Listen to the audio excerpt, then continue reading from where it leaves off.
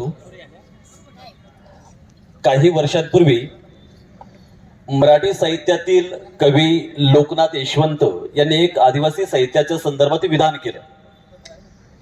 ते विधान फार महत्वाचं आहे।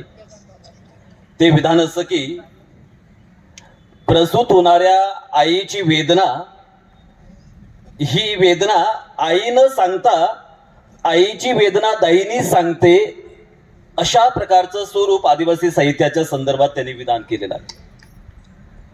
म्हणजे या ठिकाणी आदिवासी जगण्याच्या संदर्भात आतापर्यंत ज्यांनी ज्यांनी लेखन केलेलं आहे ते बिगर आदिवासी लोक होते, आदिवासी तर लोक होते। ते संशोधन करणारे असतील, पत्रकार असतील, लेखक असतील, इतर सर्व काही असतील, डॉक्युमेंटरी बनवणारे असतील, चित्रपट बनवणारे असतील। पण या आदिवासी साहित्याच्या निमित्ताने या ठिकाणी सर्व आपण आदिवासी साहित्यावर प्रेम करणारे एकत्र सर्व आलेलो आहोत, आदिवासी साहित्यिक आहोत, विचारवंत आहोत। मला वाटतं हे विधान आता आपल्याला मागे सरकवायला हरकत नाही आणि त्यासाठी खऱ्या अर्थाने आपण आदिवासी साहित्याच्या संदर्भात या ठिकाणी गांभीर्याने विचार करतो आहोत असं या ठिकाणी मला वाटतं। अनेक वर्षांपासून मी MA BA विद्यार्थ्यांना शिकवतो आणि त्या विद्यार्थ्यांना शिकवता ज्यावेळेस आदिवासी विद्यार्थी वर्गामध्ये असतात त्यावेळेस मी जाणीवपूर्वक त्यांना असं म्हणतो की हा प्रांत आपला आहे, प्रांतामध्ये राहणारी माणसं आपली आहेत, या माणसांच्या समस्या आपल्या आहेत, या माणसांचं जगणं आपलं आहे, माणसांचं सुख दुःख आपलं आहे, माणसांची वेदना आपली आहे, माणसांच्या समस्या आपल्या आहेत, माणसांच्या आरोग्याच्या संदर्भात, शिक्षणाच्या संदर्भात या सर्व प्रकारच्या समस्या आपल्या आहेत।